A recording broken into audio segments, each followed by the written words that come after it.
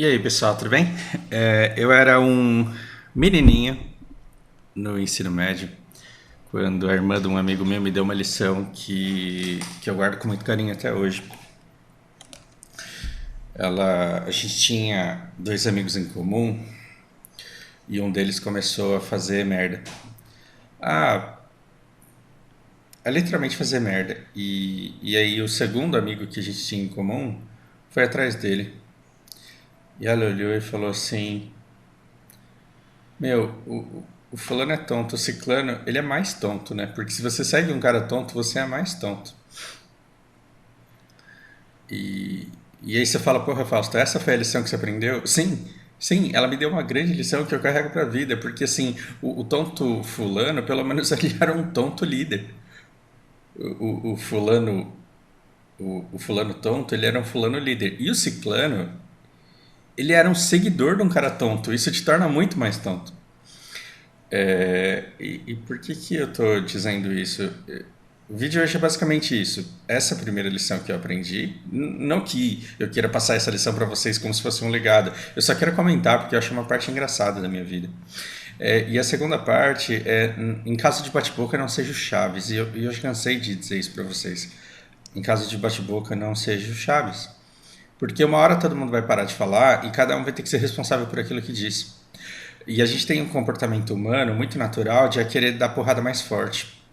Então, quando tem alguém sendo lixado na internet, imagina que alguém faz uma coisa muito feia. Taca ketchup na pizza, por exemplo. Imagina que alguém faz uma coisa mais feia que isso, taca açúcar no café. Aí a gente quer pegar essa pessoa e fazer o que com ela? Linchar na internet, certo? Aí você começa a falar pra pessoa palavras assim não tão carinhosas. E quando você entra num fórum que tem 200 pessoas xingando, o que você faz? Você vai lá e xinga, mas todo mundo já xingou feio. Então você tem que xingar mais feio. Esse é o comportamento humano da porrada mais forte. Porque aí vira, desculpa o termo que eu vou usar aqui, vira uma medição de pau para quem fala o palavrão mais pesado. Vira uma medição de pau para ver quem que insulta mais, quem que machuca mais, quem que ofende mais. E isso é como se fosse um bate-boca do Chaves e uma hora todo mundo para. E às vezes é justo na hora que você tá xingando feio. Só que aí você também se excede. E aí todo mundo olha pra você e fala que porra é essa que você tá falando? E aí você pode ser linchado por aquilo que você falou. Já parou pra pensar nisso? Ana Arendt, ela fala sobre... E eu não gosto dessa coisa, né, de tentar fingir falsa intelectualidade, fingir intelectualidade citando filósofos ou grandes escritores ou grandes nomes, como se eu detivesse toda a obra deles. Eu estou falando de uma autora que eu não li. Eu li avaliações e estudos sobre ela, e trechos do trabalho dela. Mas Ana Arendt, ela fala de um cara que estava sendo julgado por ter participado no extermínio de judeus e ela esperava encontrar um cara tão demoníaco quanto Hitler. E o que ela encontrou foi o tiozão do pavê. Uma pessoa sossegada, tranquila. E aí você olha e fala, porra, você matou milhões de pessoas. Não matei, quer dizer, não, eu obedeci ordens. Pô, o cara mandou, eu fui lá e fiz. E a dica aqui é, em caso de em caso de chefe tonto, não cometa crimes. Em caso de chefe Bolsonaro, não cometa crimes. Porque vocês ficam me perguntando por que eu me empolgo tanto com essa CPI e se eu acho que ela vai dar em alguma coisa. E eu não acho que ela vai dar em alguma coisa do tipo punição para as pessoas que realmente merecem punição. E ontem eu estava assistindo um vídeo da Gabriela Priori. E você pode gostar dela ou não, isso não importa, tem que se ater aqui ao que ela estava falando.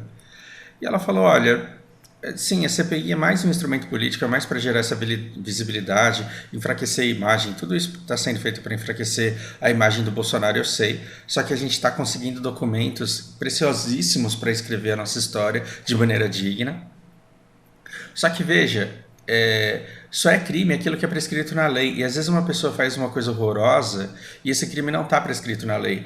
Quando os caras daquela seita fanática japonesa na década de 90 foi lá e jogou gás venenoso no trem de Tóquio, no metrô de Tóquio, quando os caras foram lá e tacaram bomba de gás venenoso, eles não podiam ser incriminados. Por quê? Porque não existia lei prévia que punisse atentado de bomba com gás no metrô.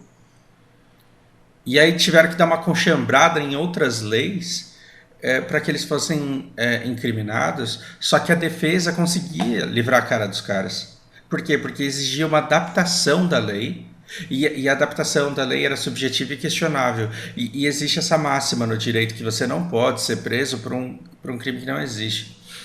Então, será que é crime você não comprar vacina quando você tem oportunidade digital? Porque o crime, então, do governo inteiro do Bolsonaro é isso. E talvez não exista lei para isso, e talvez a gente não consiga punir o governo do Bolsonaro por não comprar as vacinas que salvariam colegas de, de amigo médico que eu tenho, que salvaria pai, mãe, vó, tio.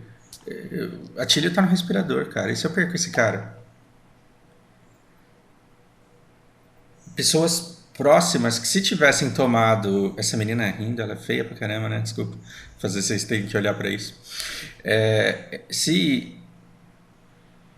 Se a gente tivesse comprado 70 milhões de doses da Pfizer, 50 milhões de doses do Butantan, a gente já estaria com quase todo mundo vacinado. E esses números de agora não estariam acontecendo. Essas 2.000 mortes diárias, que tendem a ser mais, elas não estariam acontecendo. Essa retomada no aumento de casos, nada disso estaria acontecendo se a gente tivesse tomado todas as doses. Mas é crime. Existe uma lei que condene o governo por não comprar vacinas quando ele teve a oportunidade? Não. O que existe? Existe crime que é mentir como testemunha num depoimento numa CPI. Existe crime que incentivar pessoas a práticas que podem ser prejudiciais à saúde. Tem um monte de coisa aí que seguidores desse governo, porque tinha um chefe tonto, foram lá e fizeram. Por quê? Porque quando você vê o Bolsonaro cercado de fãs, assim como Hitler era cercado de alemães, você acha que você está do lado forte da coisa, mas não necessariamente aquela galera que está em torno do seu chefe gritando mito, ela é maioria absoluta. Quando você coloca todo mundo na avenida, 2.000 pessoas parece maioria absoluta da nação. Mas 2.000 pessoas num país de 210 milhões são só 2.000 pessoas.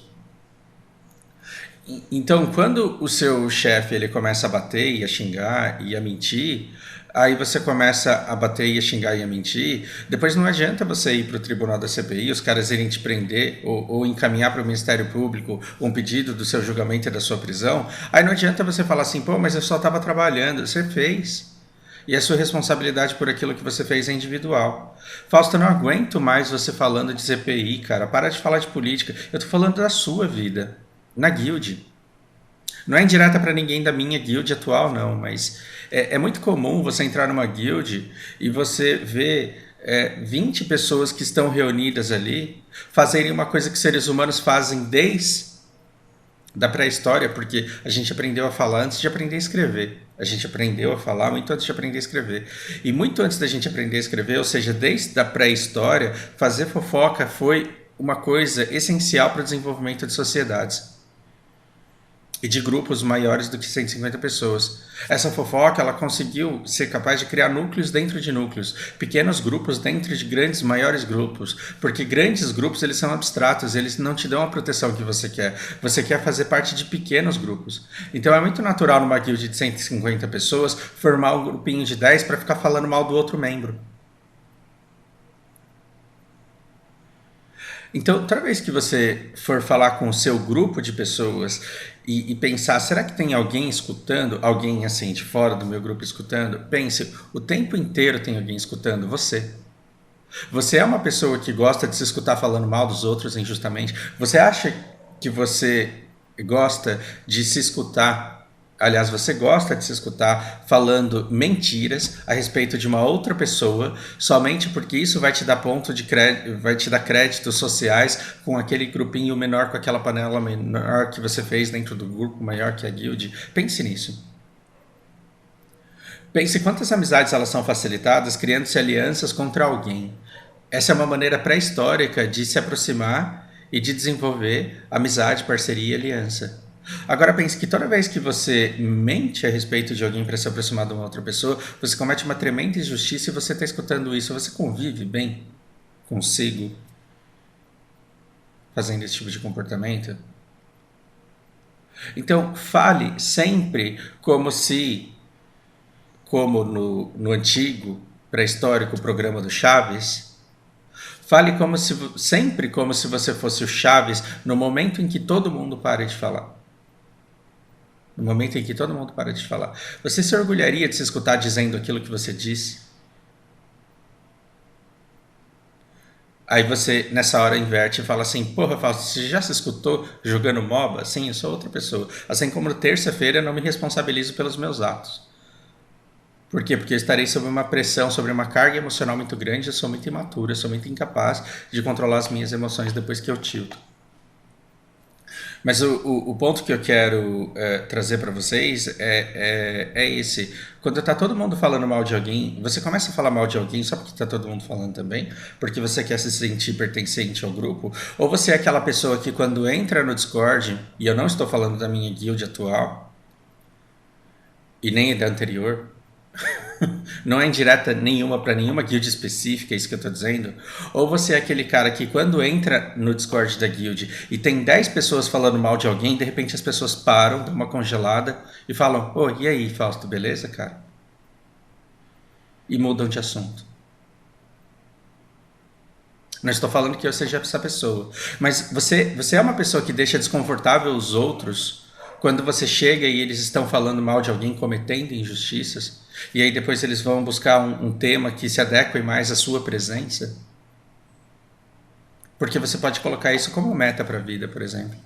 Primeiro deixar de participar, depois demonstrar insatisfação em participar de injustiças sendo cometidas. Então, a gente está num país onde a quase maioria das pessoas não tem a oportunidade de ter emprego.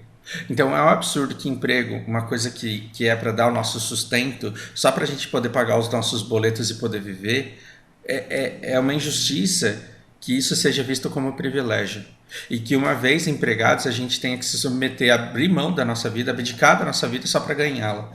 Às vezes você trabalha 14 horas fazendo um trabalho filho da puta, só para conseguir pagar seus boletos e continuar a sobreviver. Conhece alguém assim ou não? Você conhece alguém que trabalha 14 horas em situações degradantes só para pagar os boletos? E aí ele volta para casa, paga os boletos e tá cansado e não consegue fazer mais nada. E no dia seguinte ele tem que voltar para a situação degradante. E aí ele recebe o salário, ele paga os boletos e não sobra nada para ele. Ou seja, ele não tem perspectiva nenhuma de sair dessa vida. Sabem quem que esse cara desconta a raiva dele? Na mulher dele. A mulher dele não tem culpa, mas ele fala assim, eu me fodo aí. E você aí, ó, no bem bom, cuidando da criança da casa. Vou virar miguitão, vai se foder. Oi? A mulher fica cuidando da criança 24 horas por dia, com poucos recursos, porque ela não tem muitos, sofre que é uma desgraça, vem o marido e fala um negócio desse pra ela. O que ela fala? Desconta na criança. Fala assim, você, só me dá trabalho. Faz tudo por você, olha o que eu recebo em troca, malcriação. Criança tem 1 ano, sabe, não entende nem o que ela tá falando. Só entende o tom de desamor no tom da voz. Não estou falando da minha família e nem da minha vida. Mas você conhece alguém? Conhece alguém que está nesse padrão ou não? Então, vamos lá. O fato de você sofrer injustiça não significa que você deva praticar injustiça com o outro. E o fato de você ter um emprego não deveria ser um privilégio tão grande que justificasse cometer crimes de qualquer natureza. Porque quando pegaram o cara que ligava o gás da câmara de gás para exterminar todos os judeus e perguntaram para ele como que você teve coragem de fazer isso, ele disse assim, eu só estava cumprindo ordem, se não fosse eu ia ser outra pessoa. Pois bem, se você finalmente teve o privilégio de conseguir um emprego e esse emprego ele te faz roubar, mentir, recomendar remédio que não funciona, atacar uma vacina que funciona, se esse emprego seu ele faz você incentivar que pessoas se aglomerem correndo riscos de contrair um vírus que poderia ser evitado, Você faria isso só porque você tem um cargo público e o privilégio de trabalhar numa equipe de prestígio por fazer parte do governo? Pense nisso. E uma vez eu estava assistindo um seriado japonês e uma menina toda apaixonada pelo cara, e o cara era um patacho. Não, patacho, capacho. Ele era um puxa-saco, um cachorrinho de um jornalista e apresentador de televisão famoso. O cara, ele era o mais beta dos betas, o mais patético dos betas. E aí quando perguntaram pra ela, do tipo, cara, como que você se submete a namorar com um cara tão beta assim, tão fraco assim, tão capacho desse jeito? Como que você consegue gostar de um cara desse? E aí ela respondeu, esse cara é capacho de uma pessoa grandiosa e que ele admira. O que me faz ser apaixonado por ele é que eu sei que se amanhã ele perder esse chefe, ele não vai tratar um chefe incapaz da mesma maneira. Ele só é capacho desse chefe dele porque ele vê nessa pessoa alguém tão grande, tão forte e tão impactante para a humanidade, que quando ele trabalha para essa pessoa, ele sente que ele está participando no grande trabalho e na grande melhoria que o chefe dele causa na sociedade ao redor dele. E é por isso que ele faz tudo isso. Então, se ele tiver que ser beta para ver o trabalho do alfa ser concretizado, ele vai ser beta. Mas se um dia esse cara deixar de fazer o que ele faz, e se um dia ele tiver um outro chefe que faz uma coisa errada, ele jamais terá esse comportamento e ele jamais colaborará com o trabalho de alguém iníquo querendo fazer o mal para a sociedade. E essa foi uma das coisas mais bonitas que eu já vi um seriado, essas novelinhas românticas aí japonesa, de alguém falando sobre alguém, de uma perspectiva do beta que eu jamais tinha pensado. Ou seja, é melhor você ser um beta de uma boa causa do que ser alfa de uma causa ruim. Agora, pior do que ser alfa de uma causa ruim é ser beta de uma causa ruim. Não seja burro. Pense por você. Não xingue um cara só porque a sua guild inteira xinga. Não xingue uma guild só porque a sua guild inteira xingue. Tenha o seu próprio julgamento e haja de acordo com os seus princípios ou com os seus valores. Desculpa o tom de lição de moral. É que eu vejo umas coisas me deixam muito triste. E assim, se eu não puder falar isso daqui pra vocês aqui nesse canal, que é o meu canal, onde que eu vou falar, né? Bom, por hora é isso, um grande abraço.